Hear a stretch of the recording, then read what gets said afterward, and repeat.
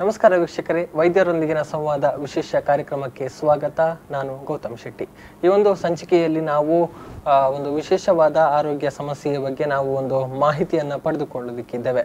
ಅಂದರೆ ನಾವು ಸಾಮಾನ್ಯವಾಗಿ ಗಮನಿಸಬಹುದು ವೀಕ್ಷಕರೇ, ಈಗ ಹೆಚ್ಚಿನ ಜನರಲ್ಲಿ ಅಥವಾ ಒಂದು ಈಗಿನ ದೈನಂದಿನ ಒಂದು ಜೀವನ ಶೈಲಿ ಇರ್ಬೋದು ಅಥವಾ ನಾನಾ ಕಾರಣಗಳಿರ್ಬೋದು, ಎಲ್ಲರಿಂದಾಗಿ ಎಲ್ಲರೂ ಕೂಡ ನಾನಾ ಬಗೆಯ ಒಂದು ಆರೋಗ್ಯ ಸಮಸ್ಯೆಗಳಿಂದ ನಾವು ಬಳಲ್ತಾ ಇರ್ತೇವೆ. ಇಂತಹ ಒಂದು ಸಮಸ್ಯೆಗಳ ಪೈಕಿ ಅತ್ಯಂತ ಹೆಚ್ಚು ಕೇಳಿ ಬರ್ತಾ ಇರುವಂತಹ ಒಂದು ಸಮಸ್ಯೆ ಅಥವಾ ಎಲ್ಲರನ್ನ ಅತಿ ಹೆಚ್ಚಾಗಿ ಕಾಡ್ತಾ ಇರುವಂತಹ ಒಂದು ಸಮಸ್ಯೆ ಅಂತ ಹೇಳಿದ್ರೆ ಅದು ಮೈಗ್ರೇನ್ ಅನ್ನುವಂಥದ್ದು. ಈ ಒಂದು ತಲೆನೋವಿನಿಂದ ಸಾಕಷ್ಟು ಮಂದಿ ಬಳಲ್ತಾ ಇದ್ದಾರೆ. ಇದರಿಂದ ಹೊರಗೆ ಬರೋದು ಹೇಗೆ ಅನ್ನುವಂತಹ ನಿಟ್ಟಿನಲ್ಲಿ ಸಾಕಷ್ಟು ಪ್ರಯತ್ನಗಳನ್ನ ಮಾಡ್ತಾ ಇರ್ತಾರೆ. ಆದರೆ ಕೆಲವೊಂದು ಕಡೆಗಳಲ್ಲಿ ಅದು ಸಂಪೂರ್ಣವಾಗಿ ಶಮನ ಆಗುತ್ತೆ, ಕೆಲವೊಂದು ಸಂದರ್ಭದಲ್ಲಿ ಅದಕ್ಕೆ ಪರಿಹಾರ ಕಾಣದೆ ತಲೆನೋವನ್ನು ಅನುಭವಿಸಿಕೊಂಡು ಹೋಗುವಂತಹ ಸಂದರ್ಭಗಳು ಹೆಚ್ಚಾಗಿರುವಂಥದ್ದು. ಈ ಒಂದು ಮೈಗ್ರೇನಿಗೆ ಸೂಕ್ತ ಒಂದು ಚಿಕಿತ್ಸೆಯನ್ನ ಪಡೆಯುವುದು ಹೇಗೆ, ಆಯುರ್ವೇದದಲ್ಲಿ ಇದಕ್ಕೆ ಇರುವಂತಹ ಪರಿಹಾರಗಳು ಏನು ಅನ್ನುವಂತಹ ನಿಟ್ಟಿನಲ್ಲಿ ಇವತ್ತು ನಮಗೆ ಮಾರ್ಗದರ್ಶನವನ್ನ ಹಾಗೇನೆ ಮಾಹಿತಿಯನ್ನ ಕೊಡ್ತಾರೆ ಮಂಗಳೂರಿನ ಜನಪ್ರಿಯ ಆಯುರ್ವೇದ ಚಿಕಿತ್ಸಾ ಕೇಂದ್ರ ಆಯುರ್ವೇದ ಮೆಡಿಕಲ್ ಸೆಂಟರ್ನ ಹಾಗೂ ಮೈಗ್ರೇನ್ ಕ್ಲಿನಿಕ್ ಅಂಡ್ ರಿಸರ್ಚ್ ಸೆಂಟರ್ನ ಸ್ಥಾಪಕರಾದಂತಹ ಹಿರಿಯ ಆಯುರ್ವೇದ ವೈದ್ಯ ಡಾಕ್ಟರ್ ಗೋಪಾಲಕೃಷ್ಣ ನಾಯಕ್ ಅವರು ಇವತ್ತು ನಮ್ಮೊಂದಿಗಿದ್ದಾರೆ. ಸರ್, ಕಾರ್ಯಕ್ರಮಕ್ಕೆ ಆತ್ಮೀಯವಾಗಿ ಸ್ವಾಗತ. ಇನ್ನು ಡಾಕ್ಟರ್ನ ಬಗ್ಗೆ ಹೇಳೋದಿದ್ರೆ, ಇವರು ಸುಮಾರು ಕಳೆದ 30 ವರ್ಷಗಳಿಂದ ತಮ್ಮ ಸಂಸ್ಥೆಯಲ್ಲಿ ವೈದ್ಯಕೀಯ ಸೇವೆಯನ್ನ ಕೊಡ್ತಾ ಇದ್ದಾರೆ. ಅನೇಕ ಕ್ಲಿಷ್ಟಕರವಾದಂತಹ ಆರೋಗ್ಯ ಸಮಸ್ಯೆಗಳಿಗೆ ಆಯುರ್ವೇದದ ಮೂಲಕ ಒಂದು ಸಮಗ್ರ ಸೂಕ್ತ ಒಂದು ಪರಿಹಾರವನ್ನ ನೀಡುವಲ್ಲಿ ಇವರು ಯಶಸ್ವಿಯಾಗಿದ್ದಾರೆ. ನಮ್ಮ ಜಿಲ್ಲೆ ಮಾತ್ರ ಅಲ್ಲ, ಹೊರ ರಾಜ್ಯಗಳಿಂದ ಕೂಡ ರೋಗಿಗಳು ಬಂದು ಇವರ ಮೂಲಕ ಒಂದು ಚಿಕಿತ್ಸೆಯನ್ನ ಪಡೆದುಕೊಂಡಿದ್ದಾರೆ. ಈ ಮೂಲಕ ಇವರು ಪರಿಚಿತರಾಗಿರುವಂಥದ್ದು. ಇನ್ನು ಮೈಗ್ರೇನ್ ವಿಚಾರಕ್ಕೆ ಬಂದ್ರೆ, ಈಗಾಗಲೇ ನಾವು ಹೇಳಿದ ಹಾಗೆ ಇವತ್ತು ನಾವು ಮೈಗ್ರೇನ್ ಬಗ್ಗೆ ಮಾಹಿತಿಯನ್ನ ಪಡೆದುಕೊಳ್ಳುತ್ತಿದ್ದೇವೆ. ಈ ಒಂದು ಮೈಗ್ರೇನ್ ವಿಚಾರಕ್ಕೆ ಬಂದ್ರೆ, ಇವರು ಅಪಾರ ಅನುಭವವನ್ನ ಹೊಂದಿದ್ದು ಈ ಒಂದು ಮೈಗ್ರೇನ್ ಬಗ್ಗೆ ಆಳವಾದ ಸಂಶೋಧನೆಯನ್ನ ನಡೆಸಿದ್ದಾರೆ. ಈ ಒಂದು ಮೈಗ್ರೇನ್ ಅನ್ನ ಸಂಪೂರ್ಣವಾಗಿ ನಿವಾರಿಸುವಂತಹ ಒಂದು ವಿಶೇಷವಾದಂತಹ ಆಯುರ್ವೇದ ಔಷಧಿಯನ್ನ ಕೂಡ ಡಾಕ್ಟರ್ ಅವರು ಅಭಿವೃದ್ಧಿಪಡಿಸಿದ್ದಾರೆ. ಈಗಾಗಲೇ ಸಾವಿರಾರು ಮೈಗ್ರೇನ್ ರೋಗಿಗಳು ಈ ಒಂದು ಔಷಧಿಯ ಪ್ರಯೋಜನವನ್ನ ಪಡೆದುಕೊಂಡು ಈ ಒಂದು ಮೈಗ್ರೇನ್ ತಲೆನೋವಿನಿಂದ ತಮ್ಮನ್ನ ತಾವು ಪಾರು ಮಾಡಿಕೊಂಡಿದ್ದಾರೆ. ಎಸ್, ಇಂದಿನ ಈ ಒಂದು ಕಾರ್ಯಕ್ರಮದಲ್ಲಿ ಡಾಕ್ಟರ್ ನೀವು ನಮಗೆ ಮೈಗ್ರೇನ್ ಬಗ್ಗೆ ಸಾಕಷ್ಟು ಮಾಹಿತಿಯನ್ನ ತಿಳಿಸಿಕೊಡೋದಿದ್ದೀರಿ.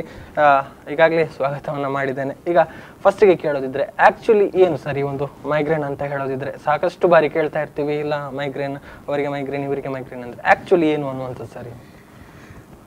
ನಾವು ಮೈಗ್ರೇನ್ ಅಂತ ಹೇಳುವಂಥ ಶಬ್ದದ ಅರ್ಥ ಹೇಳುವುದಂತಾದರೆ, ಮೈಗ್ರೇನ್ ಅಂದರೆ ಅರ್ಧ ತಲೆನೋವು ಅಂತ ಅರ್ಥ ಬರ್ತದೆ. ಓಕೆ.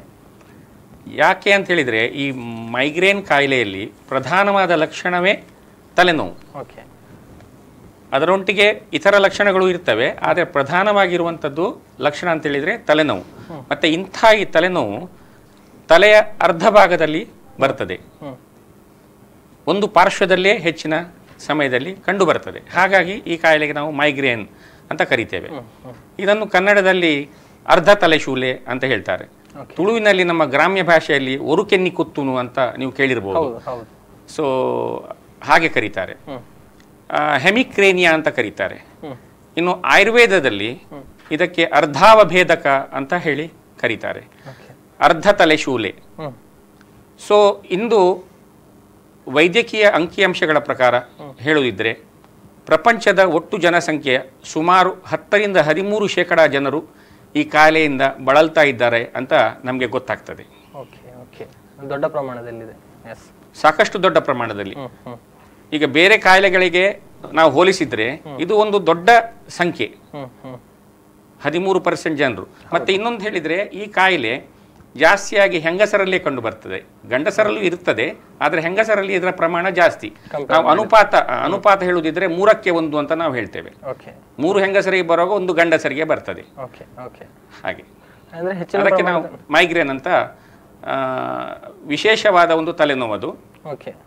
ಈಗ ಅಷ್ಟು ಜನರು ಅದರಿಂದ ಬಳಲ್ತಾ ಇದ್ದಾರೆ ಪ್ರಪಂಚದಾದ್ಯಂತ, ಬರೀ ನಮ್ಮ ದೇಶದಲ್ಲಿ ಮಾತ್ರ ಅಲ್ಲ, ಒಟ್ಟು ಪ್ರಪಂಚದಲ್ಲಿ. ಹೌದು ಹೌದು. ಎಸ್, ಈಗ ಡಾಕ್ಟರ್ ಹೇಳಿದ್ರಿ ಅದು ಒಂದು ಪಾರ್ಶ್ವದಲ್ಲಿ ಬರುವಂತಹ ತಲೆನೋವು ಅನ್ನುವಂಥದ್ದು. ಈಗ ತಲೆನೋವನ್ನು ನಾವು ನೋಡಿದ್ರೆ ಅದರಲ್ಲಿ ಸಾಕಷ್ಟು ವಿಧಗಳು ಅಥವಾ ಹಲವಾರು ರೀತಿಯಲ್ಲಿ ಬರುವಂತದ್ದು ಚಾನ್ಸಸ್ ಇರ್ತದೆ. ಈಗ ನಮಗೆ ಬಂದಿರುವಂತದ್ದು ಅದು ಮೈಗ್ರೇನ್ ಅನ್ನುವಂಥದ್ದನ್ನು ನಾವು ಹೇಗೆ ಕನ್ಫರ್ಮ್ ಮಾಡಿಕೊಳ್ಬಹುದು, ಅಂದ್ರೆ ಅದನ್ನ ಹೇಗೆ ಖಚಿತಪಡಿಸಿಕೊಳ್ಬಹುದು ಅನ್ನುವಂಥದ್ದು ಡಾಕ್ಟ್ರೆ? ಅಂದ್ರೆ ಈ ಮೈಗ್ರೇನ್ ಹೇಳುವಂಥದ್ದು ಒಂದು ಸಬ್ಜೆಕ್ಟಿವ್ ಡಿಸೀಸ್, ಅಂತ ನಾವು ಕರಿತೇವೆ. ಅಂದ್ರೆ ಎರಡು ರೀತಿಯ ಕಾಯಿಲೆಗಳಿರ್ತವೆ, ಒಂದು ಸಬ್ಜೆಕ್ಟಿವ್ ಡಿಸೀಸ್, ಇನ್ನೊಂದು ಆಬ್ಜೆಕ್ಟಿವ್ ಡಿಸೀಸ್ ಅಂತ. ಈ ಆಬ್ಜೆಕ್ಟಿವ್ ಡಿಸೀಸ್ ಅಂತ ಹೇಳಿದ್ರೆ ಕೆಲವೊಂದು ಕಾಯಿಲೆಗಳು ನಮಗೆ ವೈದ್ಯಕೀಯ ತಪಾಸಣೆಗಳಿಂದ ನಮಗೆ ಅದನ್ನು ನಿರ್ಧರಿಸಲಿಕ್ಕಾಗ್ತದೆ. ರಕ್ತ ಪರೀಕ್ಷೆ, ಸ್ಕ್ಯಾನಿಂಗು, ಮಲ ಪರೀಕ್ಷೆ ಇಂತ್ಯಾದಿಗಳನ್ನು ಮಾಡಿಕೊಂಡು ನಮಗೆ ಈ ಕಾಯಿಲೆಯ ಬಗ್ಗೆ ಅದನ್ನು ನಮಗೆ ಖಚಿತಪಡಿಸಿಕೊಳ್ಳಿಕ್ಕೆ ಆಗ್ತದೆ. ಅಂಥವನ್ನು ನಾವು ಆಬ್ಜೆಕ್ಟಿವ್ ಡಿಸೀಸ್ ಅಂತ ಹೇಳ್ತೇವೆ. ಮೈಗ್ರೇನ್ ಅಂತ ಹೇಳುವಂಥದ್ದು ಸಬ್ಜೆಕ್ಟಿವ್ ಡಿಸೀಸ್, ಅಂದ್ರೆ ಇದು ಯಾವುದೇ ವೈದ್ಯಕೀಯ ತಪಾಸಣೆಗಳಿಗೆ ಸಿಗುವುದಿಲ್ಲ. ಸ್ಕ್ಯಾನಿಂಗ್ ಮಾಡಿದ್ರೆ, ರಕ್ತ ಪರೀಕ್ಷೆ ಮಾಡಿದ್ರು ಇದೆಲ್ಲ ನಾರ್ಮಲ್ ಅಂತಲೇ ಬರ್ತದೆ. ಹಾಗಾದ್ರೆ ಈ ಕಾಯಿಲೆಯನ್ನು ಹೇಗೆ ಕಂಡುಹಿಡಿಯುವುದು ಅಂತ ಹೇಳಿದ್ರೆ ಅದರ ಲಕ್ಷಣಗಳಿಂದ, ಅದರ ರೋಗಿಯ ಮತ್ತು ರೋಗದ ಲಕ್ಷಣಗಳು, ಮತ್ತೆ ರೋಗಿಯ ಹಿಸ್ಟ್ರಿ, ಕೇಸ್ ಹಿಸ್ಟ್ರಿ ಅಂತ ನಾವು ಹೇಳ್ತೇವೆ, ಹಿಸ್ಟ್ರಿ ಆಫ್ ದ ಇಲ್ನೆಸ್, ಕಾಯಿಲೆಯ ಬಗ್ಗೆ ರೋಗಿಯ ಅವನ ಚರಿತ್ರೆ ಏನುಂಟು ಅದರ ಬಗ್ಗೆ ನಾವು ತಿಳ್ಕೊಳ್ಬೇಕಾಗ್ತದೆ. ಅದೇ ರೀತಿ ರೋಗಿಯ ಕುಟುಂಬದ ಹಿನ್ನೆಲೆಯನ್ನು ನಾವು ತಿಳ್ಕೊಳ್ಬೇಕಾಗ್ತದೆ. ಅವರ ಕುಟುಂಬದಲ್ಲಿ ಬೇರೆ ಯಾರಿಗಾದ್ರೂ ಇಂಥ ತಲೆನೋವು ಇದೆಯಾ ಅಂತ ನೋಡಿಕೊಂಡು ಈ ಎಲ್ಲ ನಾವು ವಿಷಯಗಳನ್ನು ಪರಿಶೀಲಿಸಿ ಆಮೇಲೆ ಅವನಿಗೆ ಈ ಕಾಯಿಲೆ ಉಂಟು, ಮೈಗ್ರೇನ್ ಉಂಟು ಅಂತ ನಾವು ನಿರ್ಧರಿಸಬೇಕಾಗ್ತದೆ. ಅದೇನು ಕಷ್ಟದ ಕೆಲಸ ಅಲ್ಲ. ಯಾಕಂತ ಹೇಳಿದ್ರೆ ನಮ್ಮಲ್ಲಿ ಬರುವಂತಹ ಹೆಚ್ಚಿನ ರೋಗಿಗಳು ಅಂದ್ರೆ ಈ ಮೈಗ್ರೇನ್ ಅಂತ ಹೇಳುವಂಥದ್ದು ಒಂದು ದೀರ್ಘಕಾಲೀನ ಕಾಯಿಲೆ ಆದ ಕಾರಣ ಹೆಚ್ಚಿನವರಿಗೆ ತುಂಬ ವರ್ಷದಿಂದ ಈ ಕಾಯಿಲೆಯಿಂದ ಅವರು ಬಳಲ್ತಾ ಇರ್ತಾರೆ. ಹಾಗಾಗಿ ಅವರಿಗೆ ಗೊತ್ತಿರ್ತದೆ ನಮಗೆ ಮೈಗ್ರೇನ್ ಉಂಟು ಅಂತ. ಮತ್ತೆ ಹೊಸದಾಗಿ ತಲೆನೋವು ಪ್ರಾರಂಭವಾದ ಸಂದರ್ಭದಲ್ಲಿ ನಾವು ಕೆಲವೊಂದು ವೈದ್ಯಕೀಯ ಪರೀಕ್ಷೆಗಳನ್ನು ಕೂಡ ಮಾಡಿಸಿಕೊಂಡು ನಾವು ಈ ತಲೆನೋವಿಗೆ ಇತರ ಬೇರೆ ಏನಾದರೂ ಕಾರಣ ಇದೆಯಾ ಇಲ್ವಾ ಅಂತ ನೋಡ್ಲಿಕ್ಕೋಸ್ಕರ ನಾವು ಕೆಲವೊಂದು ತಪಾಸಣೆಗಳನ್ನು ಮಾಡಿ ಆಮೇಲೆ ನಮ್ಮ ಈ ಮೈಗ್ರೇನ್ ಅನ್ನು ಖಚಿತಪಡಿಸಿಕೊಳ್ಬೇಕಾಗ್ತದೆ.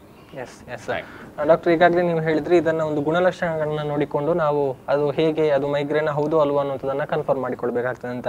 ನಾನು ಲಕ್ಷಣಗಳ ಬಗ್ಗೆ ತಿಳ್ಕೋಬೇಕು, ಆದ್ರೆ ಅದಕ್ಕಿಂತ ಮುಂಚೆ ಒಂದು ಪುಟ್ಟ ವಿರಾಮ. ವೀಕ್ಷಕರೇ, ವಿಶೇಷ ಕಾರ್ಯಕ್ರಮದಲ್ಲಿ ಈಗ ಒಂದು ಪುಟ್ಟ ವಿರಾಮದ ಬಳಿಕ ಮತ್ತೆ ಕಾರ್ಯಕ್ರಮ ಮುಂದುವರಿಯುತ್ತೆ.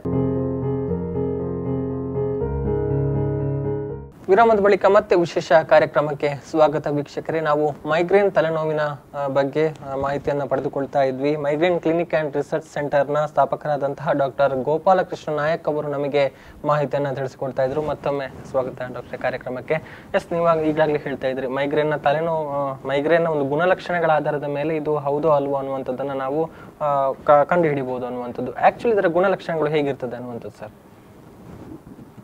ನಾವು ಪ್ರಧಾನವಾಗಿ ಮೈಗ್ರೇನ್ ಅವನಿಗೆ ಉಂಟಾ ಇಲ್ವಾ ಅಂತ ನೋಡಲಿಕ್ಕೆ 5 ಲಕ್ಷಣಗಳನ್ನು ಪ್ರಧಾನವಾಗಿ ತಗೊಳ್ತೇವೆ.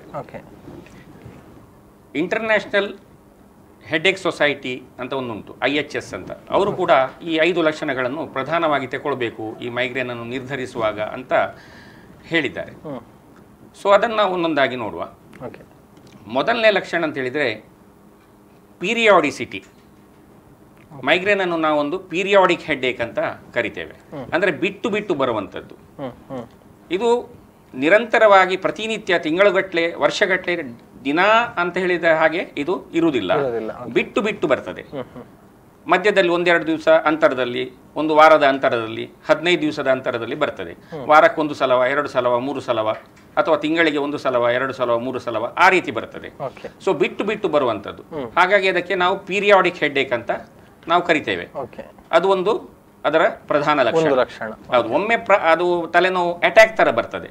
ಒಮ್ಮೆ ಬಂದ ಒಂದು ತಲೆನೋವು ಒಂದು 24 ಗಂಟೆ ಅಥವಾ 48 ಗಂಟೆ ಅಥವಾ 72 ಗಂಟೆ ತನಕ ಇರ್ತದೆ. 72 ಗಂಟೆ ಆದ್ಮೇಲೆ ತನ್ನಷ್ಟಕ್ಕೆ ಕಡಿಮೆ ಆಗ್ತದೆ, ಮತ್ತೆ ಸ್ವಲ್ಪ ದಿವಸ ಬಿಟ್ಟು ಮತ್ತೆ ಪುನಃ ಬರ್ತದೆ. ಅದಕ್ಕೆ ನಾವು ಪೀರಿಯಾಡಿಸಿಟಿ ಅಂತ ಕರಿತೇವೆ. ಅದೊಂದು ಅದರ ಪ್ರಧಾನ ಲಕ್ಷಣ. ಮತ್ತೊಂದು ಲಕ್ಷಣ ಅಂತ ಹೇಳಿದ್ರೆ ಅದರದ್ದು ಥ್ರಾಬಿಂಗ್ ನೇಚರ್, ಸಿಡಿತದ ರೂಪದ ತಲೆನೋವು.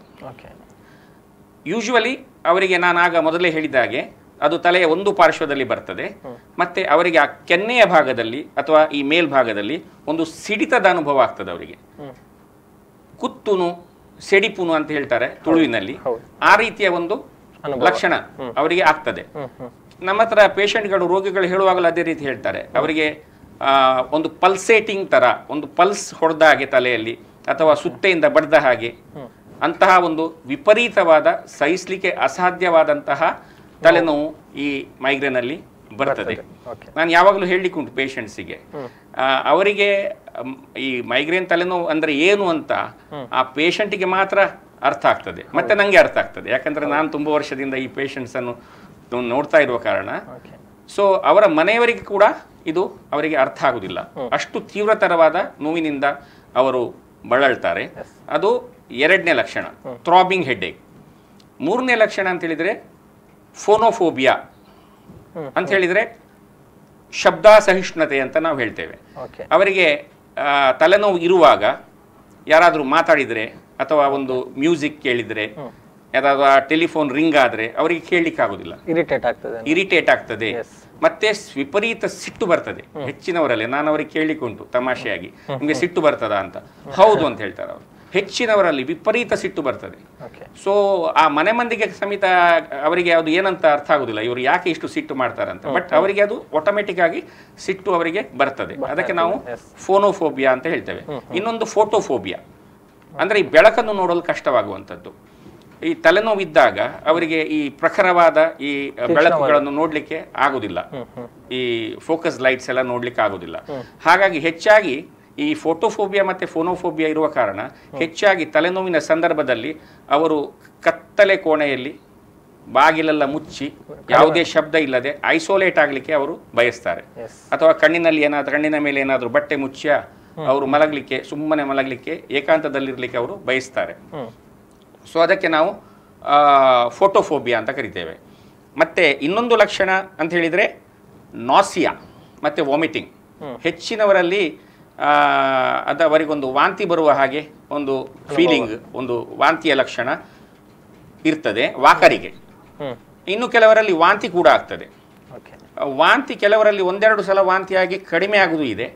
ಇನ್ನು ಕೆಲವರಲ್ಲಿ ನಿರಂತರವಾಗಿ ಒಂದು ಇಡೀ ದಿನ ಬೆಳಗಿಂದ ಸಂಜೆ ತನಕ ವಾಂತಿ ಆಗುವ ರೋಗಿಗಳು ಇದ್ದಾರೆ. ಅವರಿಗೆ ಒಂದು ಹನಿ ನೀರು ಸಮೇತ ಕುಡಿಲಿಕ್ಕೆ ಆಗದೆ ಮತ್ತೆ ಡಿಹೈಡ್ರೇಷನ್ ಎಲ್ಲ ಆಗುವಂಥ ಸಂದರ್ಭ ಎಷ್ಟು ಸಲ ಇರ್ತದೆ. ಸೊ ಇದು ಇನ್ನೊಂದು ನಾಸಿಯಾ ಮತ್ತೆ ವಾಮಿಟಿಂಗ್. ಹೀಗೆ 5 ಅದರ ಪ್ರಧಾನ ಲಕ್ಷಣಗಳು. ಅದಲ್ಲದೆ ಇತರ ಅನೇಕ ಬೇರೆ ಲಕ್ಷಣಗಳು ಇರ್ತವೆ. ಅದು ಏನಪ್ಪ ಅಂತ ಹೇಳಿದರೆ, ಕೆಲವರಲ್ಲಿ ತಲೆನೋವು ಬರುವಕ್ಕಿಂತ ಮೊದಲು ಕಣ್ಣಿನಲ್ಲಿ ಕತ್ತಲೆ ಬಂದಂತೆ ಆಗುವಂಥದ್ದು, ಕಣ್ಣಿನಲ್ಲಿ ಬಣ್ಣದ ಬೆಳಕು ಕಂಡಂತೆ ಆಗುವುದು, ಸ್ಟಾರ್ಸ್ ಕಂಡಂತೆ ಆಗುವಂಥದ್ದು, ಈ ರೀತಿ. ಅದಕ್ಕೆ ನಾವು ಓರಾ ಅಂತ ಹೇಳ್ತೇವೆ. ಅದೊಂದು ವಿಶೇಷ ವಿಧವಾದ ಒಂದು ತಲೆನೋವಿನಲ್ಲಿ ಆ ಲಕ್ಷಣ ಬರ್ತದೆ. ಅಂಥ ಲಕ್ಷಣ ಇದ್ದರೆ ನಾವು ಅಂಥ ಮೈಗ್ರೇನ್ ಅನ್ನು ಕ್ಲಾಸಿಕಲ್ ಮೈಗ್ರೇನ್ ಅಂತ ಕರಿತೇವೆ. ಸೊ ಇನ್ನು ಕೆಲವರಲ್ಲಿ ಪದೇ ಪದೇ ಬಾಯಾಕಳಿಸುವುದು, ಶರೀರದ ಒಂದು ಪಾರ್ಶ್ವದಲ್ಲಿ ಬಲಹೀನತೆ ಬಂದಂತಾಗುವುದು, ಇರುವೆ ಹರಿದಂತೆ ಆಗುವಂಥದ್ದು, ಮತ್ತೆ ಮಾತನಾಡಲು ಕಷ್ಟವಾಗುವಂಥದ್ದು, ಆಹಾರ ನುಂಗಲು ಕಷ್ಟವಾಗುವಂಥದ್ದು, ಇಂಥದ್ದೆಲ್ಲ ಲಕ್ಷಣ. ಅದಂದ್ರೆ ತೀವ್ರತರವಾದ ಮೈಗ್ರೇನ್ಗಳಲ್ಲಿ ಅಂಥ ಲಕ್ಷಣಗಳು ನಮಗೆ ಕಂಡು ಬರ್ತದೆ. ಮತ್ತೆ ಮತ್ತೊಂದು ಒಂದು ವಿಶೇಷವಾದ ಒಂದು ಲಕ್ಷಣ ಅಂತ ಹೇಳಿದ್ರೆ ಈ ಮೈಗ್ರೇನ್ ಟ್ರಿಗರ್ಸ್ ಅಂತ ನಾವು ಏನು ಹೇಳ್ತೇವೆ. ಈ ಮೈಗ್ರೇನ್ ಇರುವ ರೋಗಿಗಳಲ್ಲಿ ಕೆಲವೊಂದು ಸಂದರ್ಭದಲ್ಲಿ ಸಡನ್ ಆಗಿ ಅವರಿಗೆ ತಲೆನೋವು ಬರ್ತದೆ. ಅದು ಯಾಕೆ ಬರ್ತದೆ ಅಂತ ನಾವು ನೋಡಿದ್ರೆ ಕೆಲವೊಂದು ವಿಶೇಷ ಕಾರಣಗಳಿಂದ ಅವರಿಗೆ ತಲೆನೋವು ಬಂದಿರ್ತದೆ, ಜಾಸ್ತಿ ಆಗಿರ್ತದೆ. ಅದನ್ನು ನಾವು ಮೈಗ್ರೇನ್ ಟ್ರಿಗರ್ಸ್ ಅಂತ ಕನ್ನಡದಲ್ಲಿ ಹೇಳುವುದಾದರೆ ಕೆರಳುವಿಕೆಗೆ ಕಾರಣಗಳು ಅಂತ ನಾವು ಹೇಳ್ತೇವೆ. ಸಾಮಾನ್ಯವಾದ ಮೈಗ್ರೇನ್ ಟ್ರಿಗರ್ಸ್ ಯಾವುದಂತ ಹೇಳಿದರೆ, ಬಿಸಿಲಿಗೆ ಹೋದರೆ, ಬಿಸಿಲಲ್ಲಿ ತಿರುಗಾಡಿದರೆ, ವಾಹನದಲ್ಲಿ ದೂರ ಪ್ರಯಾಣ ಮಾಡಿದರೆ ಟ್ರಾವೆಲಿಂಗಲ್ಲಿ, ಮತ್ತು ಸಾರ್ವಜನಿಕ ಸಮಾರಂಭಗಳಿಗೆ ಹೋದರೆ, ತುಂಬ ಜನ ಇರುವಲ್ಲಿ ಮದುವೆ ಸಮಾರಂಭಕ್ಕೆಲ್ಲ ಹೋಗಿ ಬಂದಾಗ, ಅಂಥ ಸಂದರ್ಭದಲ್ಲಿ ನಿದ್ದೆ ಕಡಿಮೆ ಆದಾಗ, ಅಥವಾ ಮಾನಸಿಕ ಒತ್ತಡ ಜಾಸ್ತಿ ಆದರೆ, ಏನಾದರೂ ಟೆನ್ಷನ್ ಆದರೆ ಅಂಥ ಸಂದರ್ಭದಲ್ಲಿ, ಮನಸ್ಸಿಗೆ ದುಃಖ ಆದರೆ ಆ ಸಂದರ್ಭದಲ್ಲಿ, ಅಥವಾ ಶಾರೀರಿಕ ಶ್ರಮ ಅಥವಾ ಮಾನಸಿಕ ಶ್ರಮ ಜಾಸ್ತಿ ಆದಾಗ, ಮೆಂಟಲ್ ಸ್ಟ್ರೈನ್ ಆ್ಯಂಡ್ ಫಿಸಿಕಲ್ ಸ್ಟ್ರೈನಿಂದ, ಅಂಥ ಕಾರಣಗಳಿಂದ ಅದು ಸಡನ್ ಆಗಿ ತಲೆನೋವು ಪ್ರಾರಂಭ ಆಗ್ತದೆ. ಮತ್ತು ಹೆಂಗಸರಲ್ಲಿ ಹೇಳೋದಿದ್ರೆ ಈ ಮಾಸಿಕ ಋತುಸ್ರಾವ ಅಂತ ನಾವೇನು ಹೇಳ್ತೇವೆ, ಈ ಮೆನ್ಸಸ್ನ ಟೈಮ್ನಲ್ಲಿ ಒಂದೆರಡು ದಿನದ ಮೊದಲು ಅಥವಾ ಮೆನ್ಸಸ್ನ ಟೈಮ್ನಲ್ಲಿ ಅಥವಾ ಮೆನ್ಸಸ್ ಕಳೆದ ಮೇಲೆ ಒಂದೆರಡು ದಿವಸ ಬಿಟ್ಟು ಸಡನ್ ಆಗಿ ಅವರಿಗೆ ತಲೆನೋವು ಬರುವುದನ್ನು ನಾವು ಕಾಣ್ತೇವೆ. ಇನ್ನೊಂದಂದರೆ ಹೆಚ್ಚಿನ ಈ ಹದಿಹರೆಯದ ನಮ್ಮ ಯಾರು ಹುಡುಗಿಯರಿದ್ದಾರೆ ರೋಗಿಗಳು, ಅವರಲ್ಲಿ ತೀವ್ರವಾದ ಹೊಟ್ಟೆ ನೋವು ಇರ್ತದೆ. ಈ ಮೆನ್ಸಸ್ ಟೈಮಿಗೆ ತೀವ್ರತರವಾದ ಡಿಸ್ಮೆನೋರಿಯಾ ಅಂತ ನಾವು ಹೇಳ್ತೇವೆ. ಆ ಡಿಸ್ಮೆನೋರಿಯಾ ಸಿಂಪ್ಟಮ್ಸ್ ಇರ್ತದೆ. ಅದು ಕೂಡ ಈ ಮೈಗ್ರೇನಿಗೆ ಸಂಬಂಧಪಟ್ಟೆ ಇರ್ತದೆ. ಅವರಿಗೆ ಅದು ಅದರ ಬಗ್ಗೆ ಮಾಹಿತಿ ಇರುವುದಿಲ್ಲ. ಆದರೆ ನಾನು ಅವರಿಗೆ ಕೇಳುವಾಗ ಅವರಿಗೆ ಅದು ಹೊಟ್ಟೆ ನೋವು ಇರ್ತದೆ. ಮತ್ತು ನಾವು ಅವರಿಗೆ ಈ ಮೈಗ್ರೇನ್ನ ಚಿಕಿತ್ಸೆ ಕೊಡುವಾಗ ತಲೆನೋವು ವಾಸಿ ಆಗುವಾಗ ಅದರೊಟ್ಟಿಗೆ ಈ ಹೊಟ್ಟೆ ನೋವು ಕೂಡ ವಾಸಿ ಆಗ್ತದೆ. ಸೊ ಹೆಂಗಸರಲ್ಲಿ ಆ ಲಕ್ಷಣ ಇರ್ತದೆ. ಇನ್ನೂ ಅನೇಕ ಲಕ್ಷಣಗಳಿರ್ಬೋದು. ಸಂಕ್ಷಿಪ್ತವಾಗಿ ಹೇಳುದಿದ್ರೆ ಇಷ್ಟೆಲ್ಲ ಲಕ್ಷಣಗಳು ಮೈಗ್ರೇನ್ ಅಲ್ಲಿ ಇರ್ತದೆ. ಎಸ್, ಇದರ ಲಕ್ಷಣಗಳ ಬಗ್ಗೆ ತಿಳಿಸಿಕೊಟ್ರಿ. ಇನ್ನು ಇದಕ್ಕೆ ಹೇಗೆ ಬರ್ತದೆ ಮತ್ತು ಇದಕ್ಕೆ ಕಾರಣಗಳು ಏನು ಅನ್ನುವಂಥ ಬಗ್ಗೆ ನಾನು ಇನ್ನಷ್ಟು ನಿಮ್ಮಿಂದ ಮಾಹಿತಿಯನ್ನು ಪಡೆದುಕೊಳ್ಬೇಕು. ಎಸ್ ವೀಕ್ಷಕರೇ, ವಿಶೇಷ ಕಾರ್ಯಕ್ರಮ ಮುಂದುವರಿಯುತ್ತೆ ಒಂದು ಸಣ್ಣ ವಿರಾಮದ ನಂತರ. ವೈದ್ಯರೊಂದಿಗಿನ ಸಂವಾದ ವಿಶೇಷ ಕಾರ್ಯಕ್ರಮಕ್ಕೆ ಮತ್ತೊಮ್ಮೆ ಸ್ವಾಗತ ವೀಕ್ಷಕರೇ. ಎಸ್, ಮೈಗ್ರೇನ್ನ ಬಗ್ಗೆ ನಮಗೆ ಮಾಹಿತಿಯನ್ನ ಕೊಡ್ತಾ ಇದ್ರು ಆಯುರ್ವೇದ ಮೆಡಿಕಲ್ ಸೆಂಟರ್ ಹಾಗೇನೆ ಮೈಗ್ರೇನ್ ಕ್ಲಿನಿಕ್ ಆ್ಯಂಡ್ ರಿಸರ್ಚ್ ಸೆಂಟರ್ನ ಸ್ಥಾಪಕರಾದಂತಹ ಹಿರಿಯ ಆಯುರ್ವೇದ ವೈದ್ಯ ಡಾಕ್ಟರ್ ಗೋಪಾಲಕೃಷ್ಣ ನಾಯಕ್ ಅವರು ನಮಗೆ ಸಾಕಷ್ಟು ಮಾಹಿತಿಯನ್ನ ತಿಳಿಸಿಕೊಟ್ರು. ಈಗ ಅದರ ಗುಣಲಕ್ಷಣಗಳ ಬಗ್ಗೆ ಹೇಳಿದ್ರು. ಇನ್ನು ಕೇಳಬೇಕು ಡಾಕ್ಟರ್, ನಾನು ಇದು ಹೇಗೆ ಬರ್ತದೆ, ಇದಕ್ಕೆ ಆಕ್ಚುಯಲ್ ಕಾರಣಗಳೇನು ಅನ್ನುವಂಥದ್ದು, ಈಗ ಒಂದು ಮೈಗ್ರೇನ್ನ ಸಮಸ್ಯೆ ಕಾಣಿಸಿಕೊಳ್ಳೋದಿಕ್ಕೆ ಕಾರಣಗಳು ಮತ್ತೆ ಹೇಗೆ ಬರ್ತದೆ ಅನ್ನುವಂಥದ್ದು. ಈ ಮೈಗ್ರೇನ್ ಅನ್ನು ನಾವು ಒಂದು ನ್ಯೂರೋವ್ಯಾಸ್ಕ್ಯುಲರ್ ಹೆಡ್ಏಕ್ ಅಂತ ಕರಿತೇವೆ. ಅಂದರೆ ಬೇಸಿಕಲಿ ಇದು ನಮ್ಮ ಮೆದುಳಿನ ರಕ್ತನಾಳಗಳು ಮತ್ತು ನರಗಳಿಗೆ ಸಂಬಂಧಪಟ್ಟಂತಹ ಒಂದು ಕಾಯಿಲೆ. ಅಂದರೆ ಈ ಮೆದುಳಿಗೆ ಹರಿಯುವಂತಹ ರಕ್ತದ ಪ್ರಮಾಣದಲ್ಲಿ ಏರುಪೇರಾಗುವುದರಿಂದ ಈ ಮೈಗ್ರೇನ್ ಬರುವ ಸಂದರ್ಭದಲ್ಲಿ ಅವರ ತಲೆಗೆ ಅತಿ ಹೆಚ್ಚು ಪ್ರಮಾಣದಲ್ಲಿ ರಕ್ತ ಹರಿಯುವುದರಿಂದ ಇಂಟ್ರಾಕ್ರೇನಿಯಲ್ ಪ್ರೆಷರ್ ಯಾವುದುಂಟು ಅದು ಜಾಸ್ತಿಯಾಗಿ ತಲೆನೋವು ಬರ್ತದೆ ಅಂತ ನಮ್ಮ ವೈದ್ಯಕೀಯ ವಿಜ್ಞಾನಿಗಳು ಕಂಡುಕೊಂಡಿದ್ದಾರೆ. ಆಯುರ್ವೇದದ ಪ್ರಕಾರ ನಾವು ಹೇಳುವುದಂತಾದರೆ ಇದೊಂದು ತ್ರಿದೋಷಜ ಕಾಯಿಲೆ ಅಂತ ಆಯುರ್ವೇದ ಗ್ರಂಥಗಳಲ್ಲಿ ಹೇಳಿದ್ದಾರೆ. ಆಯುರ್ವೇದದ ಪ್ರಕಾರ ಇದೊಂದು ತ್ರಿದೋಷಜ ಕಾಯಿಲೆ ಅಂತ ಹೇಳಿದರೆ ಈ ವಾತ ಪಿತ್ತ ಕಫ ಇದು ಮೂರು ನಾವು ತ್ರಿದೋಷಗಳು ಅಂತ ಹೇಳ್ತೇವೆ. ಈ ಮೂರೂ ದೋಷಗಳ ವೈಷಮ್ಯತೆ ಆಗೋದ್ರಿಂದ ಒಟ್ಟಿಗೆ ಆಗೋದ್ರಿಂದ ಈ ಮೈಗ್ರೇನ್ ಕಾಯಿಲೆ ಬರ್ತದೆ. ಸರ್ವಯೇವ ಶಿರೋರೋಗಾಹ ಸನ್ನಿಪಾತ ಸಮುದ್ಭವಾಹ ಅಂತ ನಮಗೆ ಚರಕ ಸಂಹಿತೆಯ ಶಿರೋರೋಗ ಅಧ್ಯಾಯದಲ್ಲಿ ನಮಗೆ ವಿವರಣೆ ಸಿಗ್ತದೆ. ಸೊ ಇದೊಂದು ತ್ರಿದೋಷಜ ಕಾಯಿಲೆ ಅಂತ ಆಯುರ್ವೇದದಲ್ಲಿ ಕರೆದಿದ್ದಾರೆ. ಅಂದರೆ ಹೇಳಿದ್ರೆ ಬಹಳ ಗಂಭೀರವಾದ ಸಮಸ್ಯೆ ಇದು ಅಂತ. ಆದರೆ ಇದನ್ನ ಸಂಪೂರ್ಣವಾಗಿ ಗುಣಪಡಿಸೋದಕ್ಕೆ ಸಾಧ್ಯ ಇದೆಯಾ, ಪರಿಹಾರ ಏನು, ಮತ್ತೆ ಈಗ ತಮ್ಮ ಆಯುರ್ವೇದ ಸೆಂಟರ್ನಲ್ಲಿ ಅದಕ್ಕೆ ಸಿಗುವಂತಹ ಪರಿಹಾರ ಉಪಾಯಗಳು ಏನು ಅನ್ನುವಂಥದ್ದು ಸರ್. ಮತ್ತೆ ಮತ್ತೊಂದು ವಿಷಯ ಹೇಳಲಿಕ್ಕೆ ಬಿಟ್ಟೋಯ್ತು. ಮತ್ತೊಂದು ಅಂದ್ರೆ ಈ ಕಾಯಿಲೆ ವಂಶ ಪಾರಂಪರ್ಯವಾಗಿ ಬರುವಂತಹ ಕಾಯಿಲೆ ಅಂತ ನಾನು ದೃಢವಾಗಿ ನಂಬಿದ್ದೇನೆ. ಯಾಕಂತ ಹೇಳಿದ್ರೆ ನಮ್ಮಲ್ಲಿ ಬರುವಂತಹ ಹೆಚ್ಚಿನ ರೋಗಿಗಳಲ್ಲಿ ನಾನು ನಮ್ಮಲ್ಲಿ ಬರುವಂತಹ ಪ್ರತಿಯೊಂದು ರೋಗಿಯ ವಿಶದವಾದ ವಿವರಣೆಯನ್ನು ನಾವು ಸಂಗ್ರಹಿಸ್ತೇವೆ.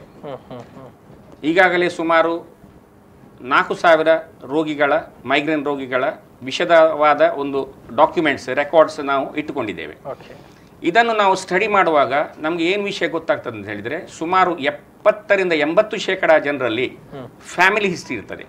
ಅಥವಾ ಅವರ ತಂದೆಯ ಫ್ಯಾಮಿಲಿಯಲ್ಲಿಯ ತಾಯಿಯ ಫ್ಯಾಮಿಲಿಯಲ್ಲಿಯ ಅಥವಾ ಅಣ್ಣಂದಿರಿಗೋ ತಮ್ಮಂದಿರಿಗೋ ಯಾರಿಗಾದರೂ ಈ ಮೈಗ್ರೇನ್ ತಲೆನೋವು ಇರುವುದನ್ನು ನಾವು ಕಾಣ್ತೇವೆ. ವಂಶ ಪಾರಂಪರ್ಯವಾಗಿ ನಾವು ಜೆನೆಟಿಕ್ ಡಿಸಾರ್ಡರ್ ಅಂತ ಹೇಳ್ತೇವೆ. ಇದು ಹುಟ್ಟಿನಿಂದಲೇ ಬರುವಂಥದ್ದು ಅಂತ. ಅಂದರೆ ಈ ಮೈಗ್ರೇನ್ ಬರುವ ಬಗ್ಗೆ, ಮೈಗ್ರೇನ್ ಕಾಯಿಲೆ ಹೇಗೆ ಹುಟ್ಟುತ್ತದೆ ಎಂಬ ಬಗ್ಗೆ ಅನೇಕ ಜನರು ಅನೇಕ ಅಭಿಪ್ರಾಯಗಳನ್ನು ಹೇಳ್ತಾರೆ. ಆದರೆ ನಾನು ಇದೊಂದು ವಂಶ ಪಾರಂಪರ್ಯವಾಗಿ ಬರುವಂಥ ಜೆನೆಟಿಕ್ ಡಿಸಾರ್ಡರ್ ಅಂತ ದೃಢವಾಗಿ ನಂಬಿದ್ದೇನೆ. ಯಾಕೆ ಅಂತ ಹೇಳಿದರೆ, ಒಂದು ನಾನು ಹೇಳಿದ ಕಾರಣ 70-80% ಜನರಲ್ಲಿ ನಮಗೆ ಫ್ಯಾಮಿಲಿ ಹಿಸ್ಟ್ರಿ ಸಿಗ್ತದೆ. ಎರಡನೇದಂತ ಹೇಳಿದರೆ ಹೆಚ್ಚಿನ ರೋಗಿಗಳಲ್ಲಿ ಈ ಮೈಗ್ರೇನ್ ತಲೆನೋವು ತುಂಬ ಎಳೆ ಪ್ರಾಯದಲ್ಲೇ ಪ್ರಾರಂಭ ಆಗ್ತದೆ. 6ನೇ 7ನೇ 8ನೇ ಕ್ಲಾಸಲ್ಲಿ 9ನೇ ಕ್ಲಾಸಲ್ಲಿ ಇರುವಾಗಲೇ ಅವರಿಗೆ ಈ ತಲೆನೋವು ಪ್ರಾರಂಭ ಆಗ್ತದೆ. ಸೊ ಆಮೇಲೆ ವಯಸ್ಸು ಜಾಸ್ತಿ ಆದ ಹಾಗೆ ಅದರ ತೀವ್ರತೆ ಜಾಸ್ತಿ ಆಗ್ತಾ ಬರ್ತದೆ. ಸಾಮಾನ್ಯವಾಗಿ 30 ವರ್ಷ ಕಳೆದ ಮೇಲೆ ವಿಪರೀತ ಆಗ್ತದೆ. 30-50-55 ವರ್ಷದವರೆಗೆ ವಿಪರೀತವಾಗಿ ಅವರನ್ನು ಇದು ತಲೆನೋವು ಕಾಡ್ತದೆ.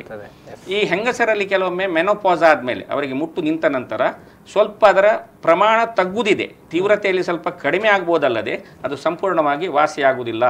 ಅದು ಜೀವಮಾನ ಪರ್ಯಂತ ಅವರನ್ನು ಕಾಡ್ತಾ ಇರ್ತದೆ. ಮುಖ್ಯವಾಗಿ ನಾನು ಹೇಳಲಿಕ್ಕೆ ಬಯಸಿದ್ದಂದ್ರೆ ಅದು ಸಣ್ಣ ವಯಸ್ಸಿಗೆ ಪ್ರಾರಂಭ ಆಗ್ತದೆ. 6ನೇ 7ನೇ ಕ್ಲಾಸಲ್ಲಿ ಇರುವಾಗಲೇ ಅವನಿಗೆ ತಲೆನೋವು ಉಂಟು ಅಂತಾದರೆ ಬೇರೆ ಯಾವ ಕಾರಣ ಇರಲಿಕ್ಕೆ ಸಾಧ್ಯ ಉಂಟು? ಮಕ್ಕಳಿಗೆ ಆ ವಯಸ್ಸಿನಲ್ಲಿ ಯಾವುದೇ ರೀತಿಯ ಒತ್ತಡಗಳಿರುವುದಿಲ್ಲ, ಸ್ಟ್ರೆಸ್ ಇರುವುದಿಲ್ಲ, ಅವರ ಜೀವನ ಶೈಲಿಯಲ್ಲಿ ಏನು ಹೆಚ್ಚು ಕಡಿಮೆ ಇರುವುದಿಲ್ಲ, ಅವರು ಜೋವಿಯಲ್ ಆಗಿರ್ತಾರೆ. ಅವರಿಗೆ ಆ ಸಂದರ್ಭದಲ್ಲಿ ತನ್ನಿಂದ ತಾನೇ ಈ ತಲೆನೋವು ಪ್ರಾರಂಭ ಆಗ್ತದೆ. ಹಾಗಾಗಿ ನಾನು ಅದು 80% ಜನರಲ್ಲಿ. ಸೊ ಹಾಗಾಗಿ ನಾನು ಇದೊಂದು ಜೆನೆಟಿಕ್ ಡಿಸಾರ್ಡರ್ ಅಂತ ಹೇಳಲಿಕ್ಕೆ ಬಯಸ್ತೇನೆ. ಓಕೆ, ಇನ್ನು ಅದೇ ಹೇಳಿದಾಗ ಇದನ್ನ ಸಂಪೂರ್ಣವಾಗಿ ಗುಣಪಡಿಸೋದಕ್ಕೆ ಸಾಧ್ಯ ಇದೆಯಾ ಅನ್ನುವಂಥದ್ದು, ಅಂದ್ರೆ ಈಗ ತಾವು ಇದರ ಬಗ್ಗೆ ಆಳವಾದ ಸಂಶೋಧನೆಯನ್ನ ಮಾಡಿದ್ದೀರಿ, ಅದಕ್ಕೆ ಒಂದು ಸಿದ್ಧ ಔಷಧವನ್ನ ಕೂಡ ತಯಾರು ಮಾಡಿದ್ದೀರಿ ಅನ್ನುವಂಥದ್ದು. ಇದರ ಮೂಲಕ ಹೇಗೆ ಅವರು ಸಂಪೂರ್ಣವಾಗಿ ಹೊರಗೆ ಬರ್ಬೋದು ಅನ್ನುವಂಥದ್ದು? ಈಗ ನಾವು ಪ್ರಪಂಚದಾದ್ಯಂತ, ನಮ್ಮ ದೇಶದಲ್ಲಿ ಮಾತ್ರ ಅಲ್ಲ, ಪ್ರಪಂಚದಾದ್ಯಂತ ನಾವು ಒಂದು ಸಾರ್ವತ್ರಿಕ ಅಭಿಪ್ರಾಯ ಏನು ಉಂಟು ಅಂತ ಹೇಳಿದರೆ, ಈ ಮೈಗ್ರೇನ್ ಕಾಯಿಲೆ ಎಂಬುದನ್ನು ಗುಣಪಡಿಸಲಿಕ್ಕೆ ಸಾಧ್ಯ ಇಲ್ಲ. ಅದನ್ನು ಕೆಲವೊಂದು ಔಷಧಿಗಳನ್ನು ಕೊಟ್ಟು ಅದನ್ನು ಹತೋಟಿಯಲ್ಲಿ ಇಟ್ಕೊಳ್ಬಹುದಲ್ಲದೆ ಅದನ್ನು ಸಂಪೂರ್ಣವಾಗಿ ನಿವಾರಿಸಲಿಕ್ಕೆ ಸಾಧ್ಯ ಇಲ್ಲ ಅಂತ. ಈಗ ನೀವು ಇಂಟರ್ನೆಟ್ ಅಲ್ಲಿ ಹೋಗಿ, ಜಾಲತಾಣದಲ್ಲಿ ಹೋಗಿ ಅದನ್ನು ಹುಡುಕಿದ್ರು ಕೂಡ ನಿಮಗೆ ಇಂಥದೇ ಅಭಿಪ್ರಾಯಗಳೆಲ್ಲ ಕಂಡು ಬರ್ತದೆ. ಆದರೆ ಇದು ಒಪ್ಪತಕ್ಕಂಥ ಮಾತಲ್ಲ. ಯಾಕೆ ಅಂತ ಹೇಳಿದರೆ, ನಾನೀಗ ಕಳೆದ ಒಂದು 25-30 ವರ್ಷದಿಂದ ಈ ಮೈಗ್ರೇನ್ ತಲೆನೋವಿಗೆ ಚಿಕಿತ್ಸೆ ಕೊಡ್ತಾ ಬರ್ತಾ ಇದ್ದೇನೆ. ಸೊ ನಮ್ಮಲ್ಲಿ ಚಿಕಿತ್ಸೆ ಪಡೆದಂತಹ ಹೆಚ್ಚಿನ ರೋಗಿಗಳು ಈ ಸಂಪೂರ್ಣವಾಗಿ ಈ ಕಾಯಿಲೆಯಿಂದ ಮುಕ್ತರಾದದ್ದನ್ನು ನಾನು ಕಂಡಿದ್ದೇನೆ, ಈಗ ಸಹ ಪ್ರತಿನಿತ್ಯ ಕಾಣ್ತಾ ಇದ್ದೇನೆ. ಮತ್ತೊಂದು ವಿಷಯ ಅಂತ ಹೇಳಿದರೆ, ನಾನು ಒಂದು 10-15 ವರ್ಷದ ಮೊದಲು ಚಿಕಿತ್ಸೆ ಮಾಡಿದಂತಹ ರೋಗಿಗಳು ಇವತ್ತಿಗೂ ನನ್ನ ಸಂಪರ್ಕದಲ್ಲಿ ಇರುವವರ ಹತ್ರ ನಾನು ಅವರನ್ನು ಗಮನಿಸಿದಾಗ ಅವರಲ್ಲಿ ಮೈಗ್ರೇನ್ ತಲೆನೋವಿನ ಯಾವುದೇ ಲಕ್ಷಣಗಳು ನಮಗೆ ಕಂಡು ಬರುವುದಿಲ್ಲ. ಹಾಗಾಗಿ ನಾನು ಈ ಮೈಗ್ರೇನ್ ಕಾಯಿಲೆ ಸಂಪೂರ್ಣ ಗುಣಪಡಿಸಲಿಕ್ಕೆ ಆಗ್ತದೆ ಅಂತ ದೃಢವಾಗಿ ನಂಬಿದ್ದೇನೆ. ಸೊ ನಮ್ಮ ಸಂಸ್ಥೆಯಲ್ಲಿ ನಾವು ಕೊಡುವ ಚಿಕಿತ್ಸೆಯನ್ನು ಕೂಡ ನಾವು ಬಹಳ ಸರಳೀಕರಣಗೊಳಿಸಿದ್ದೇವೆ, ಅತ್ಯಂತ ಸುಲಭಗೊಳಿಸಿದ್ದೇವೆ. ನಾವೊಂದು ನಿರ್ದಿಷ್ಟವಾದ ಔಷಧಿಯನ್ನು ಆ ರೋಗಿಗೆ ಒಂದು 12 ವಾರ, ಅಂದರೆ ಸುಮಾರು 3 ತಿಂಗಳಷ್ಟು ಸಮಯ ನಾವು ಸೇವಿಸಲಿಕ್ಕೆ ಕೊಡ್ತೇವೆ. ಆ ಔಷಧಿಯನ್ನು ಅವನು ನಿರಂತರವಾಗಿ 3 ತಿಂಗಳು ಎಡೆಬಿಡದೆ ಕ್ರಮ ಪ್ರಕಾರ ತಗೊಂಡ್ರೆ ಅವನಿಗೆ ಈ ಕಾಯಿಲೆಯಿಂದ ಸಂಪೂರ್ಣ ಪರಿಹಾರ ಸಿಗ್ತದೆ ಅಂತ ಹೇಳುವುದನ್ನು ನಾವು ಇಷ್ಟರವರೆಗೆ ಸಾವಿರಾರು ರೋಗಿಗಳಲ್ಲಿ ಅದನ್ನು ನಾವು ಗಮನಿಸಿದ್ದೇವೆ ಅಂತ ಹೇಳಲಿಕ್ಕೆ ನನಗೆ ಸಂತೋಷ ಆಗ್ತದೆ. ಅಂದ್ರೆ ಇದನ್ನ ಸಂಪೂರ್ಣವಾಗಿ ಹತೋಟಿಗೆ ತರಲು ಸಾಧ್ಯ ಅನ್ನುವಂಥದ್ದು. ಹತೋಟಿ ಮಾತ್ರ ಅಲ್ಲ, ಆಮೇಲೆ ಅವರಿಗೆ ನಮ್ಮ ಟ್ರೀಟ್ಮೆಂಟ್ ತಗೊಂಡ ಮೇಲೆ ಅವರಿಗೆ ನಾವು ಒಬ್ಸರ್ವ್ ಮಾಡ್ತಾ ಇದ್ರೆ, ಮುಂದಿನ ಹಲವು ವರ್ಷಗಳವರೆಗೆ ನಾವು ಅವರಿಗೆ ಒಬ್ಸರ್ವ್ ಮಾಡಿದ್ರೆ ಅವರಿಗೆ ಪುನಃ ಆ ಮೈಗ್ರೇನ್ ತಲೆನೋವು ಬಾರದೇ ಇದ್ದದನ್ನು ನಾನು ನೂರಾರು ರೋಗಿಗಳಲ್ಲಿ ಅದನ್ನು ಗಮನಿಸಿ ಅದನ್ನು ದೃಢಪಡಿಸಿದ್ದೇನೆ. ಎಸ್ ಡಾಕ್ಟರ್, ಈಗ ಸಾಕಷ್ಟು ಇದನ್ನ ಚಿಕಿತ್ಸೆಯ ಬಗ್ಗೆ ಹೇಳಿದ್ರಿ. ಇದನ್ನ ಇನ್ನು ತಮ್ಮ ಸಂಸ್ಥೆಯ ಮೂಲಕ ಎಲ್ಲಿ ಮತ್ತೆ ಹೇಗೆಲ್ಲ ರೋಗಿಗಳು ಪಡೆದುಕೊಳ್ಬಹುದು ಅನ್ನುವಂಥ ಬಗ್ಗೆ? ಈಗ ನಮ್ಮ ಈ migraine clinic and research centre MCRC Bharat ಅಂತ ಹೇಳುವ ನಮ್ಮ ಸಂಸ್ಥೆ ಮಂಗಳೂರಿನ PVS ಸರ್ಕಲಲ್ಲಿ MG ರೋಡಲ್ಲಿದೆ. ಸೊ ರೋಗಿಗಳು ನೇರವಾಗಿ ನಮ್ಮ ಕ್ಲಿನಿಕ್ಕಿಗೆ ಬಂದು ನಮ್ಮ ಚಿಕಿತ್ಸೆಯನ್ನು ಪಡ್ಕೊಳ್ಬೋದು. ಎರಡನೇದು ಹೇಳಿದರೆ, ನಾವು ನಮ್ಮ ಇಡೀ ಜಿಲ್ಲೆಯಲ್ಲಿ ಇರುವಂಥ ರೋಗಿಗಳಿಗೆ ಅನುಕೂಲ ಆಗಲಿಕ್ಕೋಸ್ಕರ ನಾನು ಈಗ ಇತರ 5 ಬ್ರಾಂಚಸ್ಗಳನ್ನು ನಾನು ಪ್ರಾರಂಭಿಸಿದ್ದೇವೆ. ಉಡುಪಿಯಲ್ಲಿ, ಪುತ್ತೂರು, ಬಂಟ್ವಾಳ, ಶೃಂಗೇರಿ ಮತ್ತು ಬೆಳ್ತಂಗಡಿಗಳಲ್ಲಿ ನಾವು ನಮ್ಮ ಮೈಗ್ರೇನ್ ಕ್ಲಿನಿಕ್ ಆ್ಯಂಡ್ ರಿಸರ್ಚ್ ಸೆಂಟರ್ನ ಶಾಖೆಗಳನ್ನು ಪ್ರಾರಂಭ ಮಾಡಿದ್ದೇವೆ. ಅಲ್ಲಿಗೆ ಹೋಗಿ ಕೂಡ ಅವರು ಆ ಚಿಕಿತ್ಸೆಯನ್ನು ಪಡ್ಕೊಳ್ಬೋದು. ಈಗಾಗಲೇ ನಮ್ಮ ಜಾಹೀರಾತುಗಳಲ್ಲಿ ಕೂಡ ಈ ನಮ್ಮ ಬ್ರಾಂಚಸ್ಗಳ ಬಗ್ಗೆ, ವಿಳಾಸದ ಬಗ್ಗೆ ಮತ್ತು ಫೋನ್ ನಂಬರ್ಗಳ ಬಗ್ಗೆ ನಾವು ಮಾಹಿತಿಯನ್ನು ನಮಗೆ ಕೊಡ್ತಾ ಇದ್ದೇವೆ. ಸೊ ಅಲ್ಲಿ ಹೋಗಿ ಅವರು ಆ ಚಿಕಿತ್ಸೆಯನ್ನು ಪಡ್ಕೊಳ್ಬೋದು. ಅಥವಾ ತುಂಬ ದೂರದ ಊರಿನವರು, ಹೊರ ರಾಜ್ಯಗಳು, ಅಲ್ಲಿಂದ ಇರುವಂತಹ ರೋಗಿಗಳು ನನಗೆ ನೇರವಾಗಿ ಸಂಪರ್ಕಿಸಿ, ದೂರವಾಣಿಯ ಮೂಲಕ ಸಂಪರ್ಕಿಸಿ ಅವರು ನಮ್ಮಿಂದ ಚಿಕಿತ್ಸೆಯನ್ನು ಅಂಚೆಯ ಮೂಲಕ ಪಡ್ಕೊಳ್ಳುವಂಥ ವ್ಯವಸ್ಥೆ ಕೂಡ ನಾವು ಮಾಡಿದ್ದೇವೆ. ಎಸ್ ಡಾಕ್ಟರ್, ನಮಗೆ ಮೈಗ್ರೇನ್ ಬಗ್ಗೆ ಹಾಗೆಯೇ ಅದಕ್ಕಿರುವಂತಹ ಚಿಕಿತ್ಸಾ ವಿಧಾನಗಳು ಮತ್ತು ತಮ್ಮ ಸಂಸ್ಥೆಯ ಮೂಲಕ ಎಲ್ಲೆಲ್ಲಿ ಹೇಗೆ ಅವರು ಚಿಕಿತ್ಸೆಯನ್ನು ಪಡೆದುಕೊಳ್ಬಹುದು ಅನ್ನುವಂಥ ನಿಟ್ಟಿನಲ್ಲಿ ಸಾಕಷ್ಟು ಮಾಹಿತಿಯನ್ನು ತಿಳಿಸಿಕೊಟ್ರಿ. ಧನ್ಯವಾದಗಳು ತಮಗೆ ಅಂತ ಹೇಳ್ತಾ, ಎಸ್ ವೀಕ್ಷಕರೇ, ಇದಿಷ್ಟು ಮೈಗ್ರೇನ್ ಬಗೆಗಿನ ಮಾಹಿತಿ. ಯಾರಾದರೂ ಮೈಗ್ರೇನ್ ಸಮಸ್ಯೆಯಿಂದ ಬಳಲ್ತಾ ಇದ್ದರೆ, ಅದಕ್ಕೆ ಒಂದು ಶಾಶ್ವತ ಪರಿಹಾರವನ್ನು ಕಂಡುಕೊಳ್ಬೇಕು ಅಂತ ಬಯಸ್ತಾ ಇದ್ದರೆ ಮೈಗ್ರೇನ್ ಕ್ಲಿನಿಕ್ ಆ್ಯಂಡ್ ರಿಸರ್ಚ್ ಸೆಂಟರ್ಗೆ ತೆರಳಿ. ಈಗಾಗಲೇ ವೈದ್ಯರು ಹೇಳಿದ್ದಾರೆ, ಹಲವಾರು ಕಡೆಗಳಲ್ಲಿ ಶಾಖೆಗಳು ಕೂಡ ಇರುವಂಥದ್ದು. ಇನ್ನು ಹೊರ ರಾಜ್ಯಗಳಲ್ಲಿ ಇರುವಂತಹ ರೋಗಿಗಳು ಚಿಕಿತ್ಸೆಯನ್ನು ಪಡೆಯಬೇಕು ಅಂತ ಬಯಸಿದರೆ ನಮ್ಮ TV ಸ್ಕ್ರೀನ್ನಲ್ಲಿ ಬರ್ತಾ ಇರುವಂತಹ ಡಾಕ್ಟರ್ ನಂಬರಿಗೆ ಕರೆಯನ್ನು ಮಾಡ್ಬೋದು. ಈ ಮೂಲಕ ತಮ್ಮ ಒಂದು ಸಮಸ್ಯೆಗೆ ಪರಿಹಾರವನ್ನು ಕಂಡುಕೊಳ್ಬೋದು ಅಂತ ಹೇಳ್ತಾ ಇವತ್ತಿನ ವಿಶೇಷ ಕಾರ್ಯಕ್ರಮವನ್ನು ಇಲ್ಲಿಗೆ ಮುಕ್ತಾಯಗೊಳಿಸ್ತಾ ಇದ್ದೀನಿ. ಮುಂದಿನ ಕಾರ್ಯಕ್ರಮದೊಂದಿಗೆ ಮತ್ತೆ ನಿಮ್ಮನ್ನು ಭೇಟಿ ಮಾಡ್ತೀನಿ. ನಿರಂತರ ಸುದ್ದಿ, ಮಾಹಿತಿ, ಮನೋರಂಜನೆಗಾಗಿ ನೋಡ್ತಾ ಇರಿ V4 ನ್ಯೂಸ್. ನಮಸ್ಕಾರ.